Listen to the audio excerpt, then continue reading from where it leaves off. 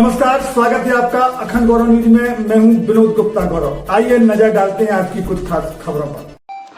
पशुपालन एवं डेयरी विभाग द्वारा विभिन्न प्रकार की जनहित कल्याणकारी योजना संचालित की जा रही हैं, जिसका लाभ किसान और पशुपालक आसानी से उठा सकते हैं। किस प्रकार से प्राप्त करें पशुपालन एवं डेयरी विभाग की योजनाओं का लाभ, तो आइए हम आपको पशुपालन एवं डेयरी विभाग छतरपुर के उप संचालक आर.एस. सेन से मिलवाते हैं। तो सुनिए क्या कहा उप संचालक आर.एस. सेन ने।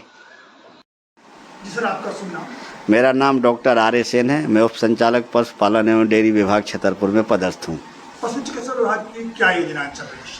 पशुपालन विभाग की जो योजना है वो हमारे पशुपालकों के लिए बहुत ही लाभकारी है। जो हमारी हितग्राही मूलक योजनाएं हैं उसमें सबसे अच्छी योजना है कि हम हमारे दूर दराज के जो ग्रामीण पशुपालक होते हैं उनको हम 10 बकरी 1 बकरा यानी 10 धन 1 की इकाई देते हैं। और इस इकाई का जब हम किसान पशुपालक का चयन करते हैं तो हम ये देखते हैं कि वो सिर्फ बकरी पालन का काम करता हो, गरीब हो, गाँव में निवास करता हो। और इसमें इस योजना की इकाई लागत 78,000 रुपये है। इसमें यदि अनुसूचित जाति जनजाति का वो हितग्राही है तो उसको 60% अनुदान मिलता है। यदि वो समान वर्ग और पिछड़ा वर्ग का हितग्राही है तो उसको 40% अनुदान मिलता है और 10% अंशदान के रूप में उस पशुपालक यानी बकरी पालक को जमा करना पड़ता है।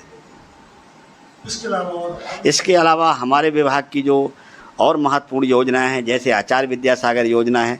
आचार्य विद्यासागर योजना में पशुपालक जो इस योजना का लाभ लेना चाहते हैं उनको हम 10 दुधारू पशु या 5 दुधारू पशु, यदि वो 5 दुधारू पशु लेना चाहता है, मान लीजिए कि वो भैंस लेना चाहता है, तो इसकी इकाई लागत 4,25,000 रुपये है। 4,25,000 रुपये में यदि वो समान वर्ग या पिछड़ा वर्ग का पशुपालक है तो उसको 1,06,000 रुपया अनुदान के रूप में दिया जाता है। और इस योजना का जो संचालन है यानी उसका जो उसको राशि को वापस करना है वो 7 साल तक में चुकाना है। और 7 साल तक पशुपालन विभाग यदि उसके ब्याज की राशि 25,000 तक तो हमारा विभाग यानी पशुपालन विभाग देता है। इससे ऊपर की जो राशि होती है वो पशुपालक को चुकाना पड़ती है।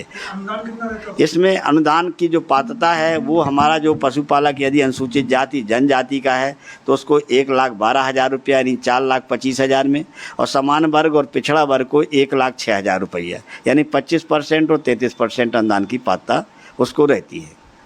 जिले में संचालित गौशालाओं की क्या स्थिति है? जिले में हमारे जो पशुपालन विभाग के द्वारा इनकी समीक्षा की जाती है, इनको भेंट दी जाती है और जानकारी जो उपलब्ध कराई जाती है। तो ये गौशालाएं मनरेगा के तहत 2-3 चरणों में जब इनका पूर्व निर्माण हुआ तो इसमें मनरेगा के तहत जो गौशालाएं हैं वो 170 गौशालाएं हैं और 9 गौशालाएं हमारे छतरपुर ज़िले में स्वयंसेवी यानी प्राइवेट गौशालाएं हैं। 9 गौशालाएं जो हैं ये अपने विकास खंडों में और ज़िले में हैं। इनकी स्थिति काफ़ी अच्छी है क्योंकि ये शासन के साथ साथ शासन से तो इनको अनुदान मिलता ही है, लेकिन इन्होंने गौशालाओं को आत्मनिर्भर बनाने के लिए काफ़ी कुछ काम करते हैं। जैसे कई जगह इन्होंने वर्मी कंपोस्ट का उपयोग कर रखा है, कई जगह गोबर से उत्पाद भी बनाए जा रहे हैं। लकड़ी जो गोबर के लकड़ी जैसा कंडे को आकार दिया जाता है तो इससे उनका संचालन होता है। मनरेगा की जो गौशालाएं हैं वो 170 गौशालाएं हैं। इसमें बहुत सी गौशालाओं का निर्माण हो चुका है, कुछ गौशालाएं निर्माणाधीन हैं। जो निर्माणाधीन गौशालाएं हैं वो शीघ्र ही पूर्ण हो जाएंगी, ऐसा अभी हमारे जिला पंचायत की मुख्य कार्यपालन अधिकारी महोदय ने ये इसके लिए प्रयास किया है। गौशालाओं का निर्माण का कार्य चालू हो रहा है। काफी गौशाला जिले में चल रही है, इसके बाद भी गौवंश सड़कों पर घूमता दिखाई दे रहा है, इसकी क्या वजह है? क्या है कि जैसे कि शासन की मंशा है कि हमारी जो गौशालाएं हैं वो आत्मनिर्भर बने, हमारे गोवंश का संरक्षण हो और संवर्धन हो, लेकिन इनके साथ साथ भी जो हमारी गौशालाएं हैं, गौशालाओं की मनरेगा के तहत जो गौशालाएं बनी हैं उनकी गोवंश की संख्या क्षमता जो है उनमें रखने की 100 है, लेकिन बहुत सी गौशालाओं में अभी गोवंश की संख्या क्षमता से कम है। और साथ साथ में कुछ गौशालाओं में अभी संचालन नहीं हो पाया, जिसमें हमारे माननीय मुख्यमंत्री जी ने अभी 6 मार्च को गौ संवाद का आयोजन भोपाल में किया था, जिसमें मध्य प्रदेश के समस्त गौ सेवी और जितने भी हमारे सामाजिक गोवंश से जुड़े हुए व्यक्ति थे, साथ में पशुपालन विभाग के अधिकारी गए हुए थे।